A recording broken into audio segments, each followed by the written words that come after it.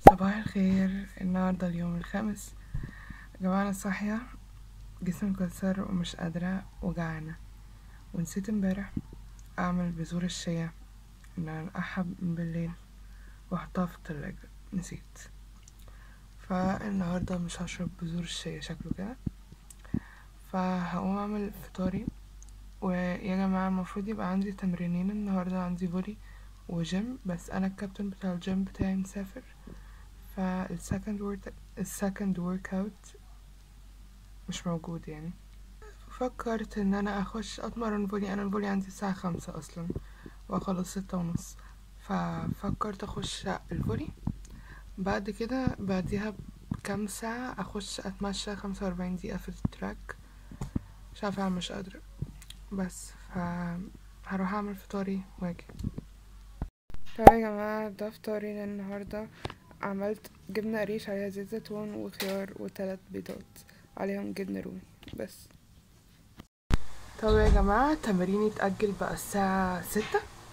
دي حاجة حلوة عشان الجو حر قوي الصراحة برا، والدنيا يعني تخنق النهاردة. مش عارفة ليه الجو عامل كده، بس فتمريني اتأجل بقى الساعة 6. فبفكر اقوم دلوقتي اعمل first workout هنا في البيت عادي. الحلقة كانت عاملهولي اللي انا وريتهولكوا قبل كده في day 1، فبفكر يعني اعمله دلوقتي، اكون خلاص خلصت من اول workout بقى.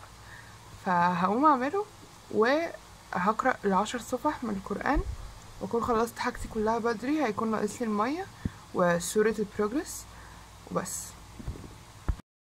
طبعا يا جدعان لبست لبس التمرين ونازلة عشان الفولي. وانا اتغديت بيتزا اللي ماما عاملاها. حسبت كل حاجة وتقريبا هتغداها الاسبوع قدام عشان ما شاء الله ماما عاملة كتير يعني. بس فهنزل الفولي، وطبعا نسيت اقرا ال10 صفح. اول وقت الصراحه كان يعني ضيق قوي ان انا اقرا، فممكن اقراهم في النادي او حاجه، او ممكن لما ارجع بالليل قبل ما انام. بس ف كده خلصت اول ورك اوت، وتاني ورك اوت كده اللي هو بقى الفولي هيكون خلص. وخلصت المايه يا جماعه، انا خلصت المايه قبل ما انزل، فانا دي حاجه فخوره بنفسي بيها يعني. واخدت صوره البروجرس وناقص بس القرايه. اوكي يا جماعة، الفيديو ده اصلا مش هيطول ومش هعرف اصور برا وانا في التمرين وكده، عشان انا موبايلي فيه مشكلة وعمال يعلق جامد. فلما احل المشكلة وكده هبقى اعرف اصور الفلوجات التانية اطول زي ما بعمل. بس فالفلوج ده هيبقى قصير ومش هيكون في حاجات كتير اوي متصورة فيه عشان المشكلة في الموبايل يعني. وكده اقول ان اليوم الخامس خلص. بس باي بيبس. صباح الخير. النهاردة اليوم السادس. يا جماعة الجو حر قوي والمية كانت قطع النهاردة، وصحيت كانت المية جت ساعة بالظبط. استحميت فيهم بسرعة عشان النهاردة الجمعة، فبعمل سنة ليا ان انا استحمى وكده. والنهاردة ال10 صفح بتاعتي هتكون من سورة الكهف، عشان كل جمعة نقرأ سورة الكهف وكده. وهكون اكتر من 10 صفح كمان، تقريبا 12 صفحة بس. فانا جعانة موت، هروح افطر وبعد كده اقرا السوره. والنهارده يا جماعه اللي ما يعرفش، يوم الجمعه ده عندنا في البيت بيبقى يوم الترويق العالمي يعني. بنروق، بنغير الملايات بتاعه السراير، بنعمل بالمكنسه وكده. فكل ده هعمله النهارده بس. طب يا جماعه، عملت فطاري 3 بيضات مسلوقين وجبنه قريش وشريحتين جبنه رومي بس متقطعين يعني، جبنه قريش عليها زيت زيتون. وده يكون فطاري لليوم السادس. طب يا جماعة، ده الغدا بتاعي محشي وحمام وممبار. طبعا يا جماعة الدايت مش حرمان، الدايت بتبقى كميات، وكميات محسوبة ومضمونة، ومش اي حاجة تاكلها وخلاص. بس فطبعا بان لي دلوقتي ان انا كنت مقللة الكربوهيدرات جدا في الفطار عشان اعرف اكلها براحتي في الغدا.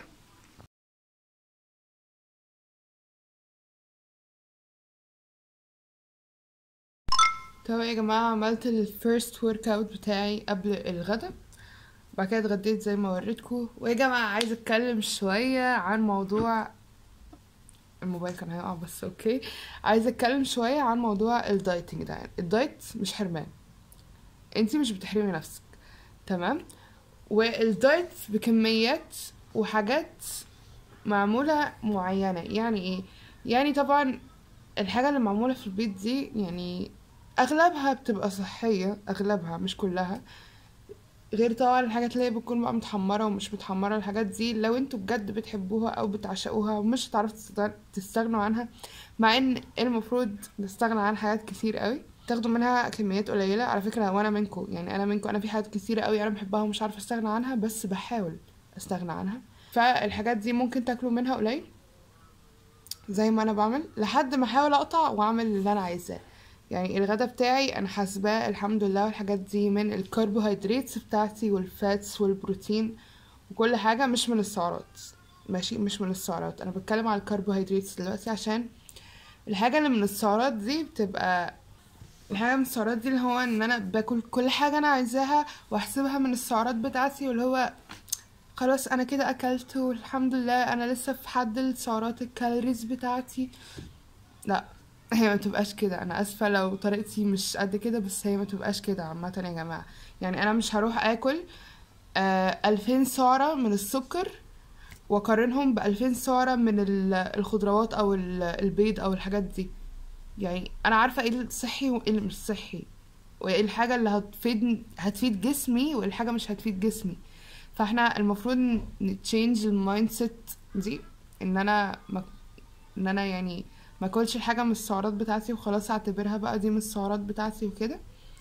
اه ممكن اعمل كده مره في الشهر زي ما انا عايزه، بس يا جماعه عايزينها تبقى لايف ستايل، مش ان انا استنى اليوم الفري ان انا اكل كل حاجه انا عايزاها. ده اللي انا بحاول اعلم نفسي بيه، ان انا اخلي الدايت اللي انا ماشيه عليه مش دايت، مش عايزه احط في دماغي ان هو دايت، عايزه احط في دماغي ان هو لايف ستايل، ان انا اكون ماشيه عليه طول حياتي وباكل الحاجات اللي بحبها، مش حارمه نفسي من حاجه، بس بعملها بطريقه اصح، يعني طريقه صحيه اكتر وطريقه كويسه، يعني ان انا عارفه ان هي هتفيد جسمي مش هتضره، وبكميات معينه، مش ان انا اروح اكل بقى على البحري واكل براحتي وانا حاسبه ده ومش حاسبه ده وكل ده. لا يا جماعه، لا، مش عايزين نفكر كده، مش عايزين نفكر كده. هل انا كنت كده؟ انا كنت كده، انا كنت كده ومنكرش ان انا ما كنتش كده، بس لا، انا عايزه اغير ده، عشان دي مش حاجه حلوه، دي حاجه وحشه. ان انا اكون ثابته على النمط ده طول حياتي دي حاجه وحشه مش حلوه. بس فيا جماعه الدايت اسلوب حياه، مش ان هو حاجه بعملها كده وخلاص ومش هعملها تاني. يعني مش معنى ان انا هوصل للجول بتاعي يبقى خلاص انا وصلت للجول بتاعي وارجع تاني زي الاول باكل براحتي واعمل براحتي وكل ده. لا، احنا مش عايزين كده خالص، يعني مش عايزين ده يحصل خالص، مش عايزينه كده، عشان ده لو حصل حضرتك يعني انا انا بتكلم عن نفسي، انا لو عملت كده هرجع اتخن تاني واكتر من اللي انا كنت اوريدي تخنانه فيه. انتوا دايما في دماغكم ان الدايت اسلوب حياه مش فتره وهتعدي، تمام. بس فعشان كده بنعمله بطريقة احنا حابينها، وبندور وبنعمل سيرش وبندور على كل حاجة. يعني الحاجة مش هتجيلك على طبق من ذهب، لا، الحاجة انت اللي بتدور عليها وانت اللي بتسعى ليها، وانت اللي يعني ما خدتش خطوة فيها هي مش هتجيلك لوحدك. يا جماعة خدوا الحاجة دي قاعدة في حياتكم، في اي حاجة بقى، في اي حاجة، في المذاكرة، التمارين، الدايت، اي حاجة بجد. فانا بحاول اخد الحاجات دي قاعدة في حياتي برضو يا جماعة، وبشتغل على نفسي كتير الحمد لله وطالعة. يعني انا فاتحة القناة دي بهدف ان انا احاول اساعد كل الناس ان هما فعلا يغيروا من حياتهم ويتغيروا معايا. يعني انا لسه مغيرتش حياتي، انا بغيرها. ف بس حبيت اتكلم معاكم شوية كده في الفلوج يعني. بس يا جماعة، وممكن يا جماعة في النص تلاقوا ان انا بعمل يومين في فيديو واحد عشان بحسهم قصيرين قوي، وحاسة ان انا مش عايزة اعمل لكل يوم فيديو لوحده. حاسة ان انا ممكن اعمل ريكاب للاسبوع كله، عشان التصوير يا جماعة والمونتاج والحاجات دي فعلا بتاخد وقت، فعلا بتاخد وقت. يعني انا قاعدة كل ده ما نزلتش. يعني انا بعمل على فكرة، يعني احنا في اليوم السادس دلوقتي، انا لسه بعمل edit لليوم التاني، فيعني فاهمين. فالموضوع فعلا صعب يا جماعة. مش عارفة هل هكملها بالايام برضو ولا هكملها بريكاب للويك كله. هشوف وانتوا طبعا هتلاقوا الفيديو نزل يا ايام يا ريكابس، فهشوف بس. وطبعا يا جماعة النهاردة كنت عايزة اقول حاجة برضو. النهاردة مش عارفة انزل اتمشى، اللي هو التاني second workout. دي هتكون خرقت القوانين ان انا لازم واحد من الورك اوتس يكونوا برا البيت، فهعمل تاني ورك اوت يا جماعه في البلكونه، فده يعتبر outdoor بس. ويا جماعه عملت النهارده تمرين جديد، ما عملتش الجدول اللي انا وريتها لكم عشان انا كنت عايز حاجه خفيفه، وعشان ركبي بدات توجعني تاني فكنت عايز حاجه خفيفه، فعملت الورك اوت ده وكان خفيف ولطيف للركب بس. وهعمل الورك اوت ده في البلكونه، حاجه ريكفري كده خفيفه، عشان انا فعلا مش قادره اعمل حاجه تقيله زي الايام اللي فاتت. وامبارح الفولي اخد ساعتين، فيعني كان كبير قوي.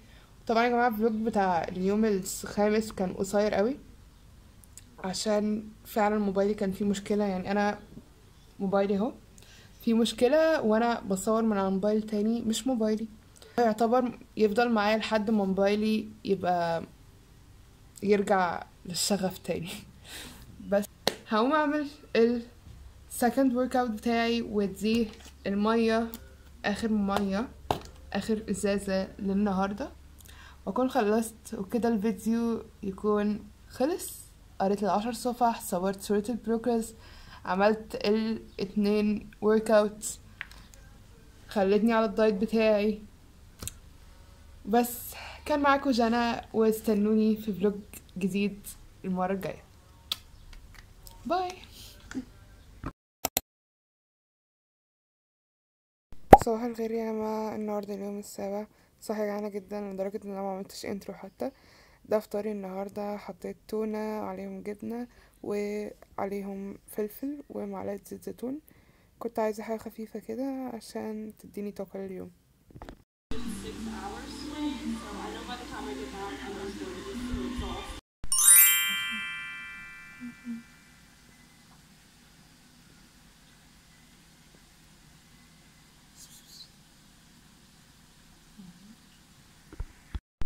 طب يا جماعة النهاردة هعمل نفس الورك اوت بتاع امبارح اللي هو الريكفري، عشان بجد جسمي صاحي النهاردة متكسر موت ومش قادرة، ورايحة النهاردة لدكتور الأسنان عشان التقويم وبس.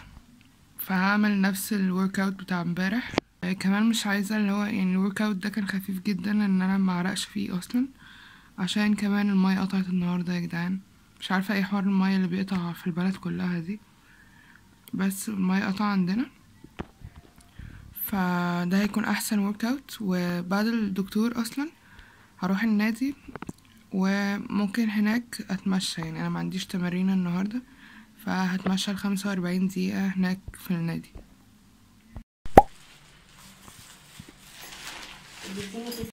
طب يا جماعة نزلت وعند الدكتور دلوقتي مستنية دوري بس. طب يا جماعة لسه طالعة من الدكتور زي ما انتم شايفين، عملت بيربل، وتقريبا المرة الجاية تبقى آخر مرة وهشيله، فأنا فرحانة. وحرفيا يا جماعة فضل يحشر في بقي قطن، والبتاع اللي هي تشد البق جامد دي انا مش حاسة ببقي كله اصلا، بقي وجعني بس. رايحة النادي وتقريبا هعمل السكند ورك اوت. وكان نفسي في تين، نفسي ادوق اللي هو التين الشوكي ده، فماما نزلت تجيبلي وهندوقه بقى. يعني انا هدوقه هبقول لكم رأيي بعدين. انا اجيب بالسندات ولا لا؟ اصل السند.